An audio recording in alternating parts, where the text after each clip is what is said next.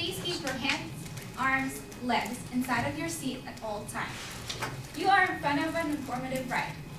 Today, I'm here to talk to you about the thrill of roller coasters. I'm going to start with the history of roller coasters, how roller coasters are made, and finally, the fastest and largest roller coasters. Our first stop on this ride is the history of roller coasters.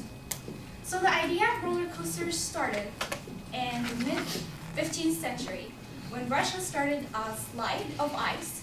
It was made of the same structure of a roller coaster, but instead of a twist and everything, it was just made of a layer of ice.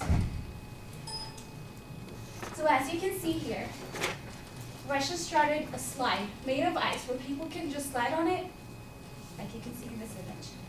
And it was usually out of about 70 to 80 feet tall. The direct ancestors of roller coasters were monumental ice, popular in Russia. And the first actual roller coaster to start was in 1884 in New York, Brooklyn. And it was known as the Switchback Railway. It was traveled approximately 6 miles per hour, which is somewhat slow. But it costed around a nickel, which is $1.15 in our modern days.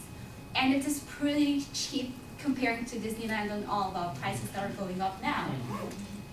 And as you can see, the structure of the roller coaster started the same, but they added a little bit of inversions and twists in the picture. And it was built in New York, and it was the first ride to open in America. The new entertainment was an instant success, and by the turn of century, it made hundreds of dollars, which offered the chance for more roller coasters to open in the future. This roller coaster was made by Lamarcus Thompson, who was also known to the father of gravity. The father of gravity built this ride, and he moved his talent to John Miller. John Miller later showed up, and he took over and he made new roller coasters. This new roller coaster made a lot of success also, which he built around 130 roller coasters in New York. After this retirement, he passed it to John Miller, and as the time passed, more items were included in the roller coaster. As a matter of fact, the Matterhorn in Walt Disney was the first ride that included steel tracks, and plastic wheels. So there are two kinds of coasters, the steel coaster and the wooden coaster. They're basically the same thing, where the steel coaster is a coaster which allows you to go in twists and inversions, while as the wooden coasters are bumpy rides, where it's basically you just go through the same track, but it's bumpy. This technology allowed for a smoother ride and more flexibility, and the history of these coasters provided fundamental knowledge for the engineers to work and plan newer and better coasters. Next, I will be talking to you about how roller coasters are made and built. So for a roller coaster to be built, it has to go through a lot of steps. And in the book of Roller Coasters from Concept to Consumer, written by the author Kevin Cunningham, he provides a lot of steps, starting from step A to step D. He starts as that the roller coaster has to go through a process where the engineers have to physically explain if the roller coaster is capable of being there. So they basically compare the size of the land the roller coaster has to be on, and compare to the size of the roller coaster. And then they decide if it's basically capable of being there or not. And they do that using physics, math, and computer sciences. Engineers and designers also pay small attentions to all details that we, as riders, cannot see. For instance, they have to plan the music, the background, and the ride. They have to match. So if you go to a ride anywhere, you notice that each ride has a theme and music that goes with the theme. So also the engineers play a big role on the roller coasters from this way. And as I explained, the roller coaster is made of wooden and steel. Once the building material is there, it's whether built on the same floor or built out and moved to the floor. It usually takes time because it goes through a lot of safety procedures. the government has to approve whether it's safe or not because they do not want to be losing a lot of people. After all these safety features are out, the ride coaster is capable of being introduced to people. Finally, I will be talking about the tallest and fastest coasters. So my first coaster is King Dakar. I'm not sure if anyone has been to it, but it's in Six Flags, and not here. And it's pretty much fast. It's 456 feet drop and around 128 miles per hour. Comparing to the first roller coaster, which was 6 miles per hour, that's a difference. So yeah, this is the largest coaster, and we have another types of coasters introduced. We have flying coasters, a lot of twists, and the Skyrider. Basically, the Tatsu is the first flying coaster, and it's 62 miles per hour. It's 170 feet tall. And then we move on to the Batman, and it's the Twister roller coaster. It twists, and it's 117.8 feet. And then we move to the Skyrider, which is a stand-up coaster. This is the first stand-up where you actually stand in a coaster, and it takes you. It's not fast compared to the first one because they have to balance themselves, and it's around 51 miles per hour. Okay. So, in conclusion, my purpose was to expose you to all aspects of roller coaster.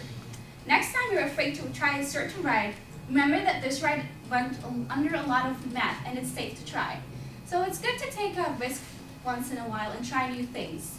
I also want to show you a video from a man who tried the King Dakar, and it's from a GoPro perspective. So let me...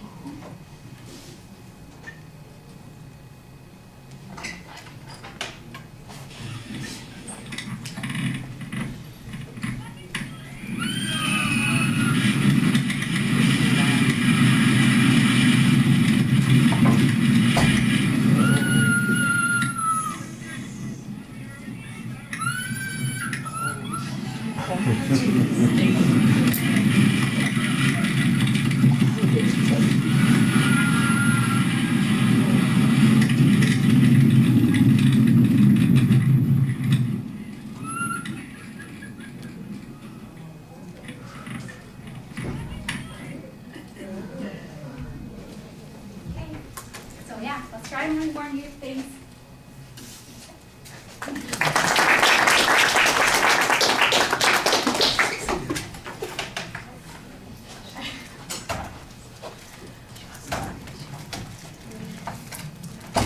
you need that? No, you just leave it there, that's fine. Or you can put it up. I'm not sure if they need it for the phone.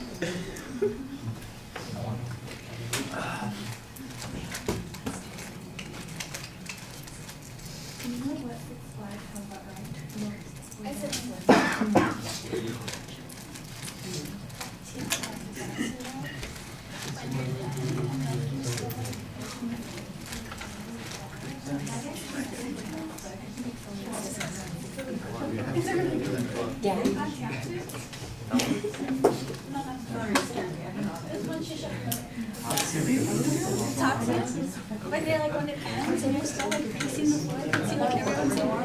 All right, Mira.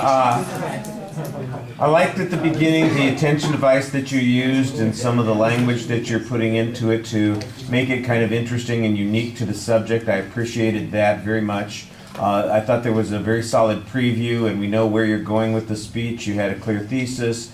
For the most part, the content is pretty solid. I didn't always hear source citations, but I think that we knew that you had good information for the most part.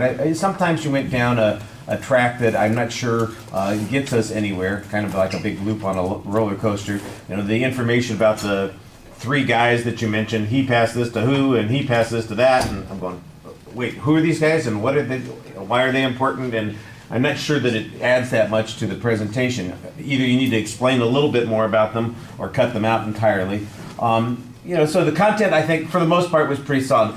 At the end of the speech, you had kind of a summary statement, and then you show your video clip, and then you don't really have an exit line, and that's a little bit problematic. So yeah, it feels a little bit flat. I thought it was smoother up to that point, and then it just kind of, you know, it was going so well, and you kind of missed hitting on the exit, which is, you know, if you don't nail the dismount in what is it, the parallel bars or the beam, you know, that they're doing that kind of thing in gymnastics, you got to kind of stick that last thing, and you just kind of missed on that. So the routine was good, and you missed the stick there at the end.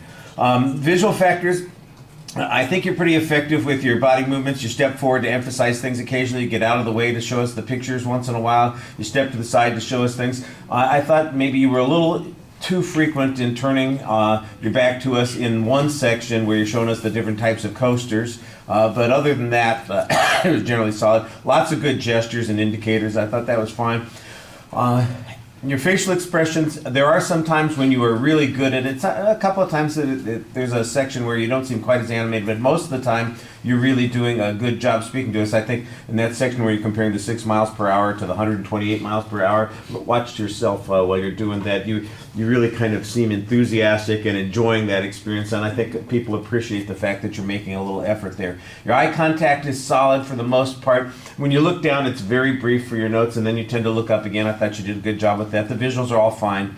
On the paralanguage issues, the voice projects pretty effectively. I didn't have any problems there. You have a little bit of, and it may be a language thing, a little bit of inflection in your voice that's a bit different, and sometimes it works to emphasize a point, and sometimes it just is there, and I'm not quite sure why it's there. But I liked it when it worked to emphasize some of the points that you were talking about.